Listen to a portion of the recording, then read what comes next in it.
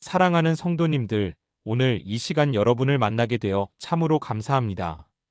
혹시 지금 이 영상을 보고 계신 성도님 가운데 몸이 아파서 힘들어 하시는 분이 계십니까? 밤새도록 통증 때문에 잠을 이루지 못하고 뒤척이셨던 분이 계십니까? 병원에 다녀왔지만 차도가 없어서 마음이 답답하고 두려우신 분이 계십니까? 아니면 사랑하는 가족이 병상에 누워 있어서 가슴이 찢어질 듯 아프신 분이 계십니까?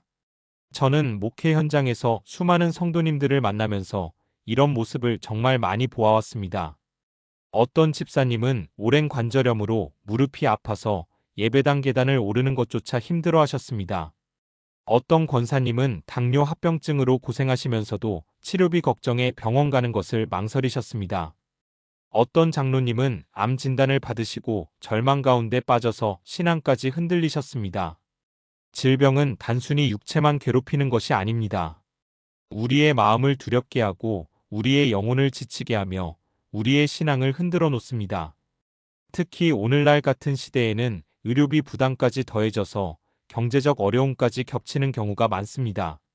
그런데 사랑하는 성도님들, 오늘 제가 여러분께 꼭 전하고 싶은 소식이 있습니다. 우리에게는 소망이 있습니다. 우리에게는 치유하시는 하나님이 계십니다. 오늘 이 시간 성경이 말씀하시는 치유의 진리를 통해서 여러분의 아픈 몸과 마음에 하나님의 치유하시는 손길이 임하기를 간절히 기도합니다. 지금부터 4가지 중요한 치유의 말씀을 함께 나누고자 합니다. 이 말씀들이 여러분의 마음속에 깊이 새겨져서 질병과 고통 가운데서도 하나님의 치유하시는 능력을 경험하시는 놀라운 역사가 일어나기를 주님의 이름으로 축복합니다. 첫 번째로 말씀드리고 싶은 것은 하나님은 우리의 질병을 아시고 우리의 고통에 동참하신다는 진리입니다. 여러분, 아픈 사람이 가장 힘든 것이 무엇인지 아십니까? 육체의 고통도 물론 힘들지만 그보다 더 힘든 것은 아무도 내 아픔을 이해해주지 못한다는 외로움입니다. 가족들도, 친구들도, 심지어 의사 선생님도 내 고통의 깊이를 완전히 이해하지 못합니다. 그래서 아픈 사람들은 육체의 고통과 함께 마음의 외로움이라는 이중의 고통을 겪게 됩니다. 그런데 성경은 우리에게 놀라운 진리를 말씀하십니다. 마태복음 8장 16절부터 17절 말씀을 함께 보시겠습니다. 마태복음 8장 16절에서 17절 저물매 사람들이 귀신 들린 자를 많이 데리고 예수께 오거늘 예수께서 말씀으로 귀신들을 쫓아내시고 병든 자들을 다 고치시니 이는 선지자 이사야를 통하여 하신 말씀에 그가 우리의 연약한 것을 친히 담당하시고 병을 짊어지셨도다 함을 이루려 하심이더라. 사랑하는 성도님들, 이 말씀이 무슨 뜻입니까? 예수님께서 단순히 병을 고쳐주시기만 하신 것이 아니라 우리의 연약함을 친히 담당하시고 우리의 병을 짊어지셨다는 것입니다. 이것은 예수님께서 우리의 고통을 단순히 관찰자의 입장에서 보신 것이 아니라 당사자가 되어 우리와 함께 그 고통을 경험하셨다는 의미입니다. 이사야 선지자가 예언했던 대로 메시아이신 예수님은 우리의 질고를 지시고 우리의 슬픔을 담당하신 분이십니다. 십자가에서 예수님께서 겪으신 육체적 고통은 단순히 사형 집행의 고통이 아니었습니다. 그것은 인류의 모든 질병과 고통을 대신 짊어지신 대속의 고난이었습니다. 채찍에 맞으신 예수님의 상처, 가시관에 찔리신 이마, 못 박히신 손과 발, 창에 찔리신 옆구리, 이 모든 고난을 통해서 예수님은 우리의 질병과 연약함을 친히 담당하셨습니다. 그래서 사랑하는 성도님들, 여러분이 지금 아무리 큰 고통 가운데 있다 하더라도 결코 혼자가 아닙니다. 예수님께서 바로 지금 여러분 곁에 계시면서 여러분의 아픔을 함께 느끼고 계십니다. 여러분의 한숨을 들으시고 여러분의 눈물을 보시며 여러분의 고통에 마음 아파하고 계십니다. 제가 목회하면서 만났던 한 집사님이 생각납니다. 그 집사님은 척추 협착증으로 오랫동안 고생하셨는데 통증이 너무 심해서 걷는 것조차 힘들어 하셨습니다. 어느 날 새벽 기도회에서 그 집사님께서 눈물을 흘리시며 이렇게 고백하셨습니다. 목사님, 저는 지금까지 하나님께서 제 아픔을 모르실 거라고 생각했습니다. 하지만 오늘 새벽 기도 중에 깨달았습니다. 예수님께서 십자가에서 등에 채찍을 맞으셨을 때 그것이 바로 제 허리의 아픔을 대신 지신 것이었다는 것을요. 예수님께서 무거운 십자가를 지고 골고다 언덕을 오르실 때 느끼셨던 그 고통이 바로 제가 지금 느끼는 이 허리의 통증이었다는 것을요. 그 깨달음 이후로 이 집사님은 여전히 육체의 고통은 있었지만 그 고통 가운데서도 예수님의 사랑을 느끼며 감사와 찬양으로 승리하는 삶을 사셨습니다. 그렇습니다. 사랑하는 성도님들, 우리가 아플 때 가장 먼저 기억해야 할 것은 우리의 하나님께서 우리의 아픔을 아신다는 것입니다. 그분은 우리의 고통에 무관심하신 분이 아닙니다. 오히려 우리보다 더 우리의 고통을 안타까워하시는 분이십니다. 그러니 여러분, 지금 아프십니까? 그 아픔을 하나님께 솔직하게 아뢰십시오. 주님, 너무 아픕니다. 주님, 힘듭니다. 주님, 두렵습니다. 이렇게 솔직하게 고백하십시오. 우리 주님은 그 기도를 들으시고 여러분을 안아주실 것입니다. 두 번째로 말씀드리고 싶은 것은 하나님은 치유하시는 하나님이시며 지금도 기적을 행하신다는 진리입니다. 많은 사람들이 성경에 나오는 치유의 기적들을 읽으면서 이렇게 생각합니다. 그때는 예수님께서 직접 계셨으니까 그런 기적이 일어났지, 지금은 예수님이 안 계시니까 그런 기적은 일어나지 않는다고 말입니다. 그런데 사랑하는 성도님들, 이것은 잘못된 생각입니다. 예수님은 지금도 살아계시며 지금도 역사하시고 지금도 치유하십니다. 마가복음 2장을 보시면 중풍병자를 고치시는 놀라운 장면이 나옵니다. 마가복음 2장 3절에서 5절 사람들이 한 중풍병자를 네 사람에게 메워가지고 예수께로 올세 무리들 때문에 예수께 데려갈 수 없으므로 그 계신 곳에 지붕을 뜯어 구멍을 내고 중풍병자가 누운 상을 달아내리니 예수께서 그들의 믿음을 보시고 중풍병자에게 이르시되 작은 자야 내 죄 사함을 받았느니라 하시니, 이어서 마가복음 2장 11절에서 12절 내가 내게 이르노니 일어나 내 상을 가지고 집으로 가라 하시니, 그가 일어나 곧 상을 가지고 모든 사람 앞에서 나가거늘 그들이 다 놀라 하나님께 영광을 돌리며 이르되 우리가 이런 일을 도무지 보지 못하였다 하더라. 이 말씀을 보십시오. 중풍병자는 자기 힘으로는 예수님께 올 수 없었습니다. 그래서 4명의 친구들이 그를 들것에 메고 왔습니다. 그런데 집안이 사람들로 가득 차서 들어갈 수가 없었습니다. 보통 사람들 같으면 여기서 포기했을 것입니다. 하지만 이 4명의 친구들은 포기하지 않았습니다. 그들은 지붕을 뜯어냈습니다. 당시 팔레스타인 지역의 집들은 지붕이 흙과 나무로 되어 있어서 뜯어낼 수 있었습니다. 그들은 지붕에 구멍을 내고 중풍병자가 누운 들것을 줄로 달아서 예수님 앞으로 내려보냈습니다. 얼마나 절박했으면 남의 집 지붕을 뜯었겠습니까? 얼마나 믿음이 확고했으면 이런 파격적인 행동을 했겠습니까? 성경은 말씀합니다. 예수께서 그들의 믿음을 보시고 중풍병자를 고치셨다고 말입니다. 여기서 우리가 주목해야 할 것은 예수님께서 그들의 믿음을 보셨다는 것입니다. 믿음은 단순한 생각이나 바람이 아닙니다. 믿음은 행동으로 나타나는 것입니다. 이 4명의 친구들은 자기들의 믿음을 행동으로 보여주었고 예수님은 그 믿음을 보시고 기적을 베푸셨습니다. 그리고 중풍병자는 자리를 들고 걸어 나갔습니다. 몇 년 동안, 어쩌면 평생 동안 누워만 있던 사람이 순식간에 일어나서 걸어 나간 것입니다. 이것이 바로 우리 하나님의 능력입니다. 사랑하는 성도님들, 이 하나님은 2000년 전의 하나님이 아니라 바로 지금 우리의 하나님이십니다. 히브리서 13장 8절은 이렇게 선포합니다.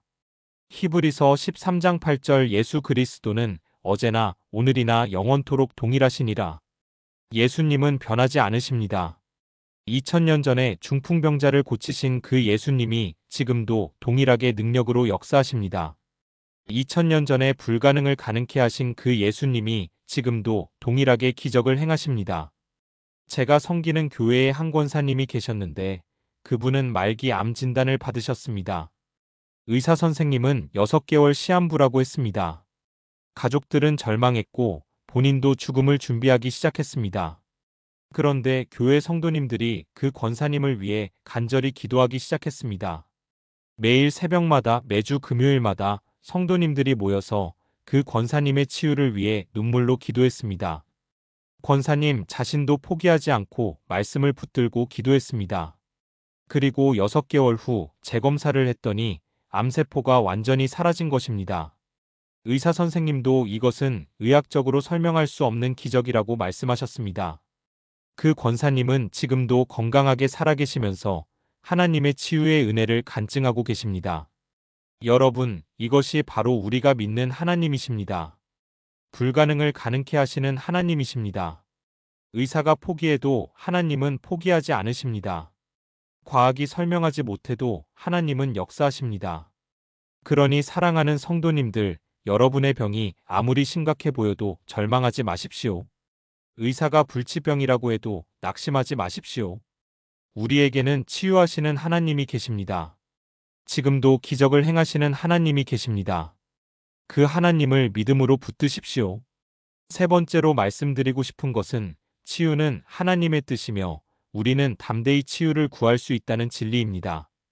많은 성도님들이 치유를 위해 기도하면서도 마음 한구석에 이런 생각을 합니다. 내가 치유를 구하는 것이 하나님의 뜻일까? 혹시 이 병이 하나님께서 주신 것인데 내가 고쳐달라고 하는 것이 불순종은 아닐까?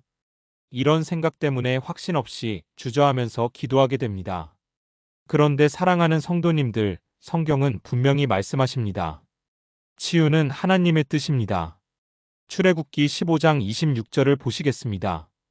출애굽기 15장 26절 이르시되 너희가 너희 하나님 나 여호와의 말을 들어 순종하고 내가 보기에 의를 행하며 내 계명에 귀를 기울이며 내 모든 규례를 지키면 내가 애굽 사람에게 내린 모든 질병 중 하나도 너희에게 내리지 아니하리니 나는 너희를 치료하는 여호와임이라.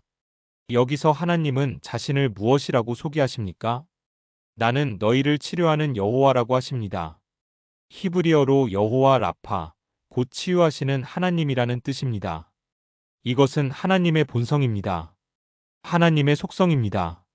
하나님은 본질적으로 치유하시는 분이십니다. 병을 주시는 분이 아니라 치유하시는 분이십니다. 고통을 주시는 분이 아니라 회복시키시는 분이십니다. 그러므로 우리가 치유를 구하는 것은 하나님의 뜻에 정확히 부합하는 것입니다.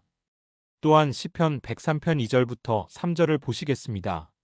시편 103편 2절에서 3절 내 영혼아 여호와를 송축하며 그의 모든 은택을 잊지 말지어다. 그가 내 모든 죄악을 사하시며 내 모든 병을 고치시며. 이 말씀을 보십시오.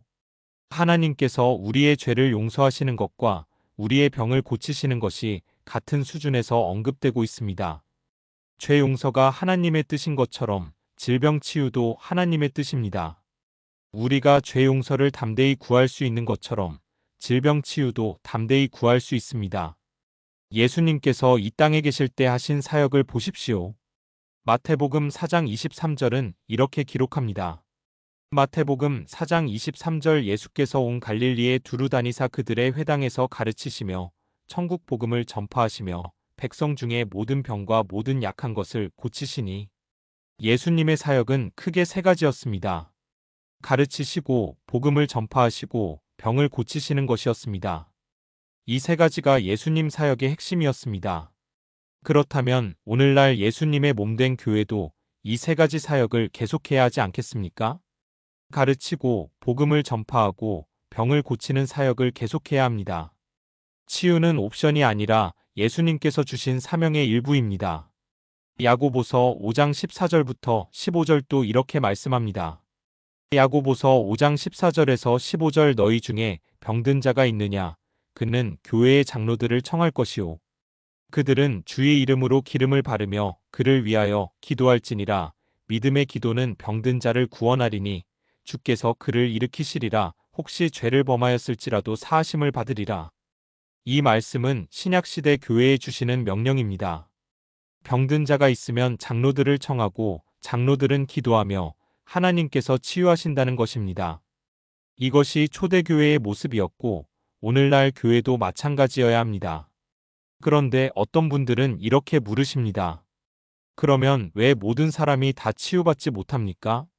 왜 열심히 기도해도 치유받지 못하는 사람들이 있습니까? 이것은 깊은 신학적 질문이며 하나님의 주권과 관련된 문제입니다. 우리는 하나님의 모든 계획을 다 이해할 수 없습니다. 때로는 하나님께서 우리가 이해할 수 없는 방법으로 역사하십니다.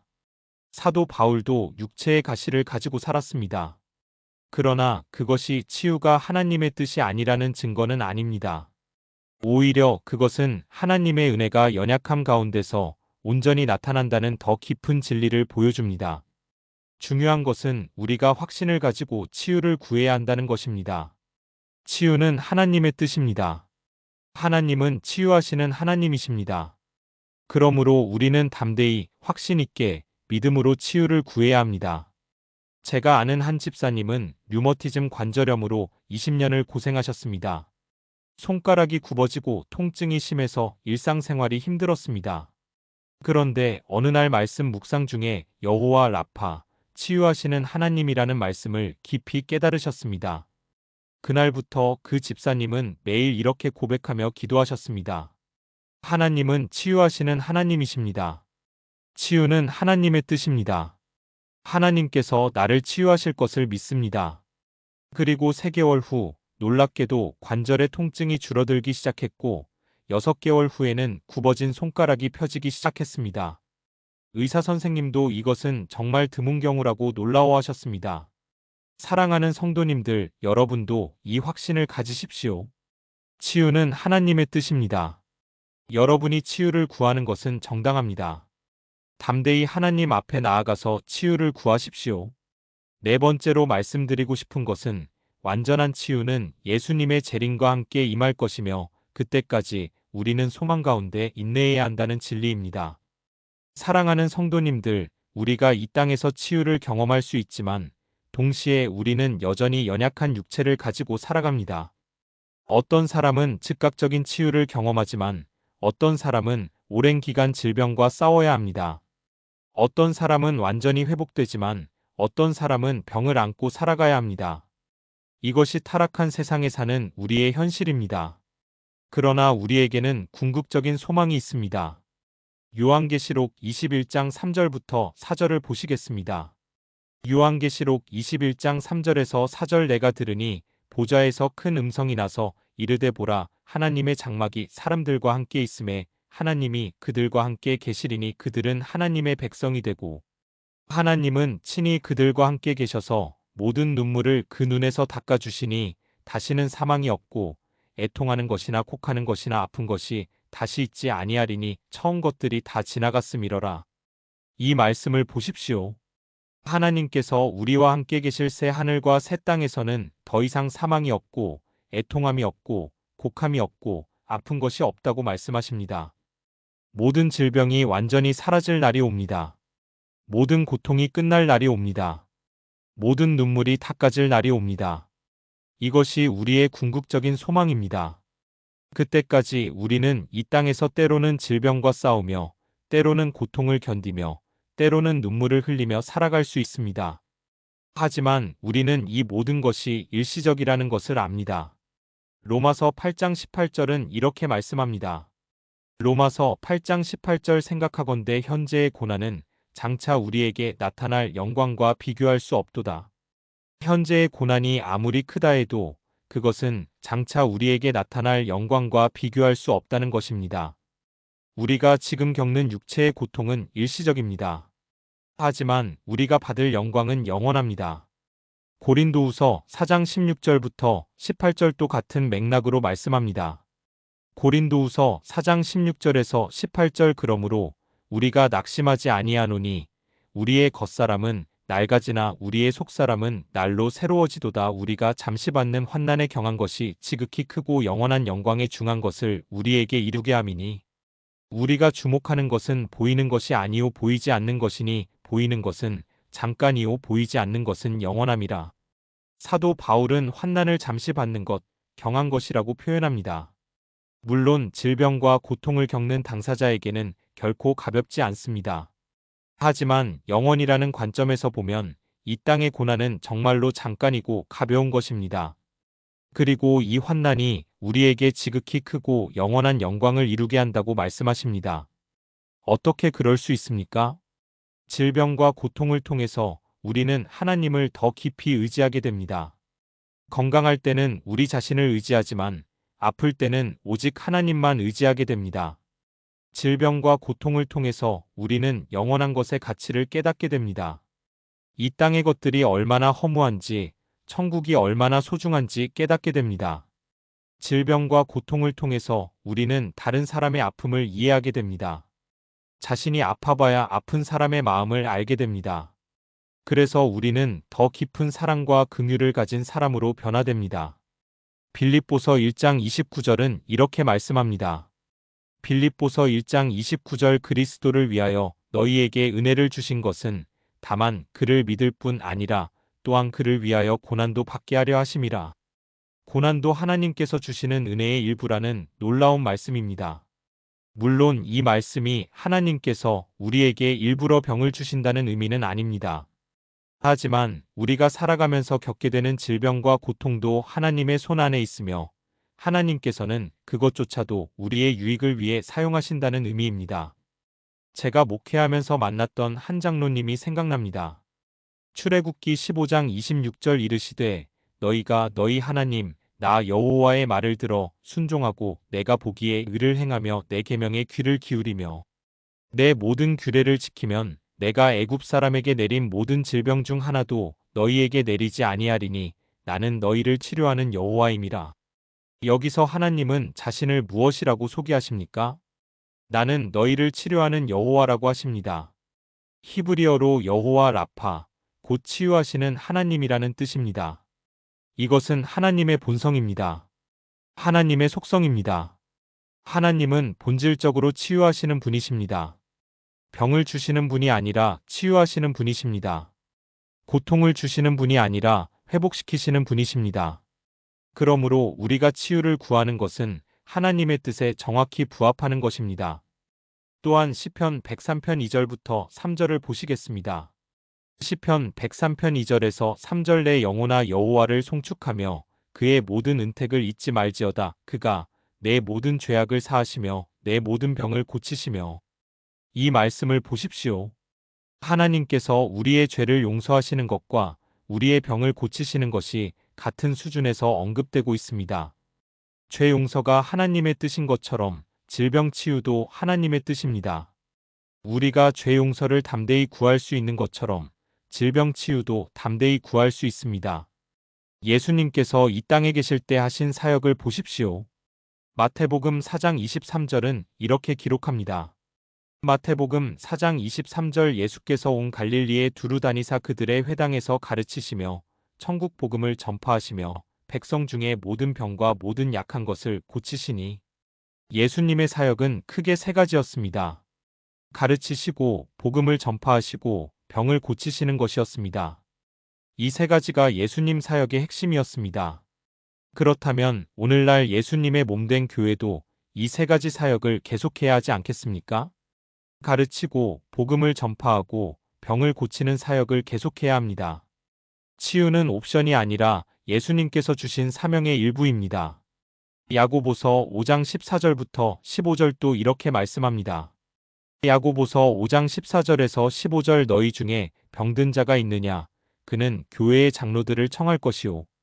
그들은 주의 이름으로 기름을 바르며 그를 위하여 기도할지니라. 믿음의 기도는 병든 자를 구원하리니 주께서 그를 일으키시리라. 혹시 죄를 범하였을지라도 사하심을 받으리라. 이 말씀은 신약시대 교회에 주시는 명령입니다. 병든 자가 있으면 장로들을 청하고 장로들은 기도하며 하나님께서 치유하신다는 것입니다. 이것이 초대교회의 모습이었고 오늘날 교회도 마찬가지여야 합니다. 그런데 어떤 분들은 이렇게 물으십니다. 그러면 왜 모든 사람이 다 치유받지 못합니까? 왜 열심히 기도해도 치유받지 못하는 사람들이 있습니까? 이것은 깊은 신학적 질문이며 하나님의 주권과 관련된 문제입니다. 우리는 하나님의 모든 계획을 다 이해할 수 없습니다. 때로는 하나님께서 우리가 이해할 수 없는 방법으로 역사하십니다. 사도 바울도 육체의 가시를 가지고 살았습니다. 그러나 그것이 치유가 하나님의 뜻이 아니라는 증거는 아닙니다. 오히려 그것은 하나님의 은혜가 연약함 가운데서 온전히 나타난다는 더 깊은 진리를 보여줍니다. 중요한 것은 우리가 확신을 가지고 치유를 구해야 한다는 것입니다. 치유는 하나님의 뜻입니다. 하나님은 치유하시는 하나님이십니다. 그러므로 우리는 담대히 확신 있게 믿음으로 치유를 구해야 합니다. 제가 아는 한 집사님은 류머티즘 관절염으로 20년을 고생하셨습니다. 손가락이 굽어지고 통증이 심해서 일상생활이 힘들었습니다. 그런데 어느 날 말씀 묵상 중에 여호와 라파, 치유하시는 하나님이라는 말씀을 깊이 깨달으셨습니다. 그날부터 그 집사님은 매일 이렇게 고백하며 기도하셨습니다. 하나님은 치유하시는 하나님이십니다. 치유는 하나님의 뜻입니다. 하나님께서 나를 치유하실 것을 믿습니다. 그리고 3개월 후 놀랍게도 관절의 통증이 줄어들기 시작했고 6개월 후에는 굽어진 손가락이 펴지기 시작했습니다. 의사 선생님도 이것은 정말 드문 경우라고 놀라워하셨습니다. 사랑하는 성도님들, 여러분도 이 확신을 가지십시오. 치유는 하나님의 뜻입니다. 여러분이 치유를 구하는 것은 정당합니다. 담대히 하나님 앞에 나아가서 치유를 구하십시오. 4번째로 말씀드리고 싶은 것은 완전한 치유는 예수님의 재림과 함께 임할 것이며 그때까지 우리는 소망 가운데 인내해야 한다는 진리입니다. 사랑하는 성도님들, 우리가 이 땅에서 치유를 경험할 수 있지만 동시에 우리는 여전히 연약한 육체를 가지고 살아갑니다. 어떤 사람은 즉각적인 치유를 경험하지만 어떤 사람은 오랜 기간 질병과 싸워야 합니다.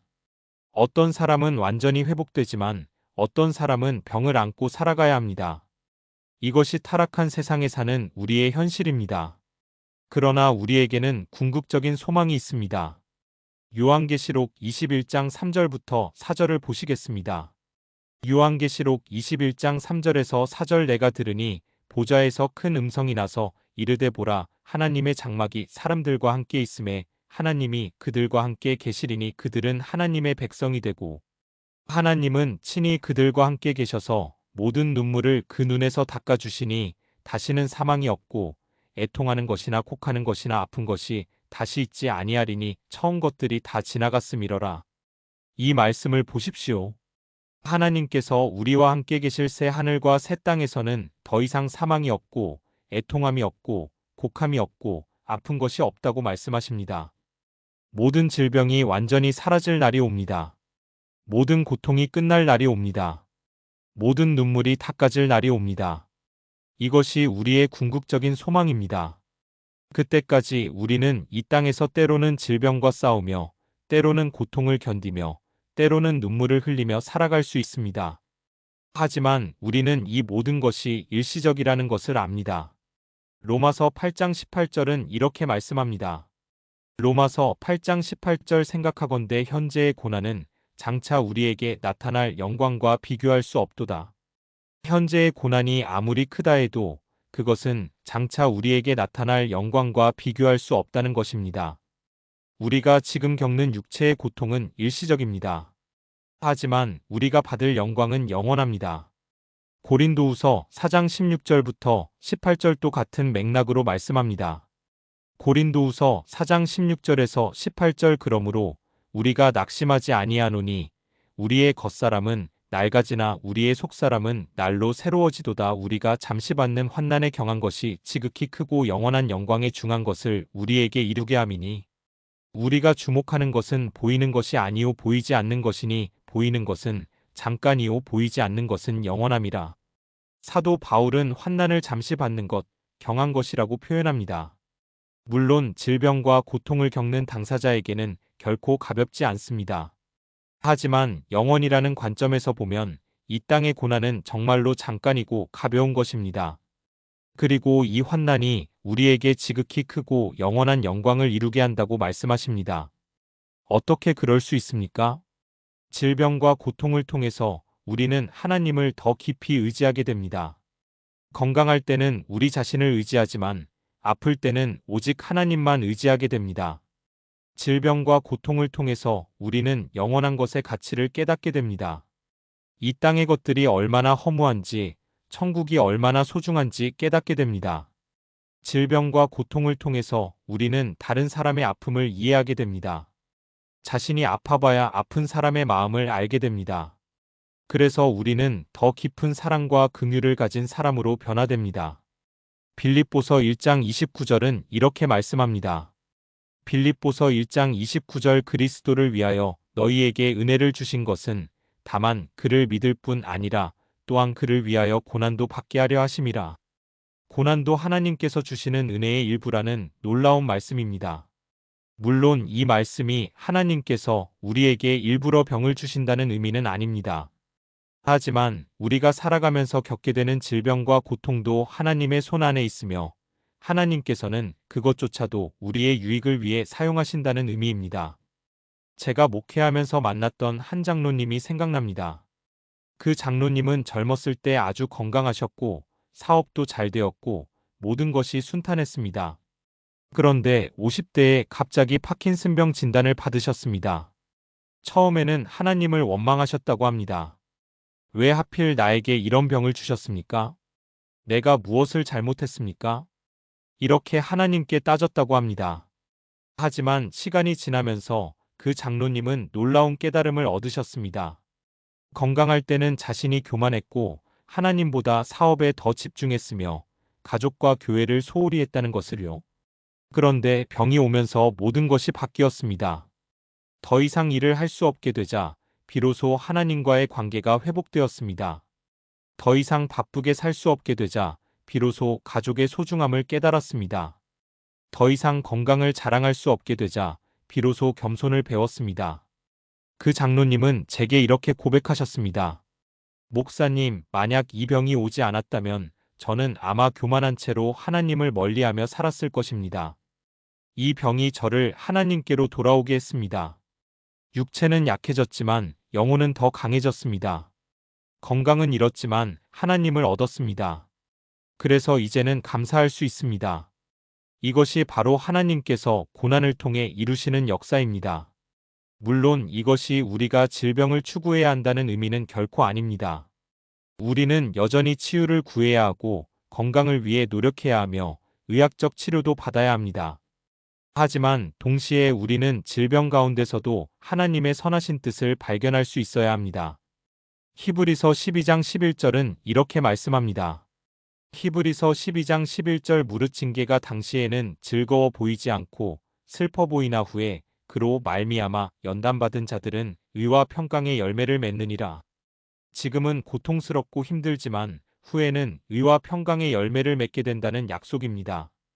그러므로 사랑하는 성도님들, 여러분이 지금 질병으로 고통받고 계신다면 이것을 기억하십시오. 이것은 영원하지 않습니다. 이것은 일시적입니다. 예수님께서 다시 오시는 날 모든 질병이 사라질 것입니다. 그때까지 우리는 소망 가운데 인내하며 살아가야 합니다. 고통 가운데서도 하나님의 선하심을 신뢰하며 살아가야 합니다. 눈물 가운데서도 천국의 소망을 바라보며 살아가야 합니다. 또한 우리는 이 땅에서도 최선을 다해야 합니다. 기도하면서 동시에 의학적 치료도 받아야 합니다. 하나님을 신뢰하면서 동시에 건강관리도 해야 합니다. 영적 치유를 구하면서 동시에 육체적 회복을 위해 노력해야 합니다. 믿음과 행동이 함께 가야 합니다. 잠언 4장 20절부터 22절은 이렇게 말씀합니다. 잠언 4장 20절에서 22절 내 아들아 내 말에 주의하며 내가 말하는 것에 내 귀를 기울이라. 그것을 내 눈에서 떠나게 하지 말며 내 마음속에 지키라. 그것은 얻는 자에게 생명이 되며 그의 온 육체의 건강이 됨이니라. 하나님의 말씀이 우리의 온 육체의 건강이 된다고 말씀하십니다. 그러므로 질병 가운데 있을 때 더욱 말씀을 가까이 해야 합니다. 말씀을 읽고 묵상하고 암송하고 선포해야 합니다. 말씀이 우리 안에 살아 역사할 때 우리의 육체도 강건해집니다. 제가 아는 한 집사님은 암투병 중에 매일 시편 103편을 암송하셨습니다. 특히 3절 말씀, 그가 내 모든 죄악을 사하시며 내 모든 병을 고치시며 이 말씀을 수백 번 반복해서 고백하셨습니다. 그리고 놀랍게도 암세포가 줄어들기 시작했고 결국 완치 판정을 받으셨습니다. 물론 모든 경우가 이렇게 되는 것은 아닙니다. 하지만 말씀이 우리에게 힘을 준다는 것은 분명한 사실입니다. 말씀이 우리의 믿음을 강하게 하고 믿음이 우리의 육체에도 영향을 미칩니다. 또한 우리는 감사하는 마음을 가져야 합니다. 데살로니가전서 5장 16절부터 18절은 이렇게 명령합니다. 믿음은 들음에서 나고 들음은 하나님의 말씀으로 말미암습니다. 여러분 자신에게 하나님의 말씀을 들려주십시오. 그리고 여러분의 가족과 친구들에게도 이 소망의 메시지를 전하십시오. 혹시 지금 이 영상을 보시는 분 가운데 아픈 가족이나 친구가 있으십니까? 그들을 위해 기도해 주십시오. 그들에게 이 말씀을 전해 주십시오. 그들과 함께 믿음으로 서 주십시오. 우리가 서로를 위해 기도할 때 의인의 강구는 역사하는 큰 힘이 있습니다. 또한 이 영상이 도움이 되셨다면 좋아요 버튼을 눌러주시고 댓글로 여러분의 기도 제목을 나누어 주십시오. 저와 이 채널을 보시는 모든 성도님들이 함께 기도하겠습니다. 우리는 한 몸이며 서로를 위해 기도하고 격려해야 합니다. 여러분의 간증도 댓글로 나누어 주십시오. 하나님께서 어떻게 여러분을 치유하셨는지, 어떻게 여러분을 회복시키셨는지 나누어 주십시오. 여러분의 간증이 다른 사람들에게 큰 힘과 소망이 될 것입니다. 그리고 이 영상을 구독하시고 알림 설정을 해주시면 앞으로도 계속해서 하나님의 말씀으로 여러분을 격려하고 위로하는 영상들을 받아보실 수 있습니다. 사랑하는 성도님들, 하나님께서 여러분을 축복하시기를 기도합니다. 하나님의 치유하시는 손길이 지금 이 순간 여러분의 몸과 마음에 임하기를 기도합니다. 하나님의 평강이 여러분의 마음을 지키시기를 기도합니다. 하나님의 능력이 여러분의 연약함 가운데 온전히 나타나기를 기도합니다. 예수님의 보혈이 여러분을 덮으시기를 기도합니다. 성령님의 위로가 여러분과 함께 하시기를 기도합니다. 그리하여 여러분이 질병을 이기고 승리하여 하나님께 영광 돌리는 삶을 사시기를 주님의 이름으로 축복합니다. 여러분 모두를 사랑합니다. 하나님께서 여러분을 더욱 사랑하십니다. 오늘도 좋은 하루 되시고 하나님의 은혜가 여러분과 함께 하시기를 기도합니다. 샬롬.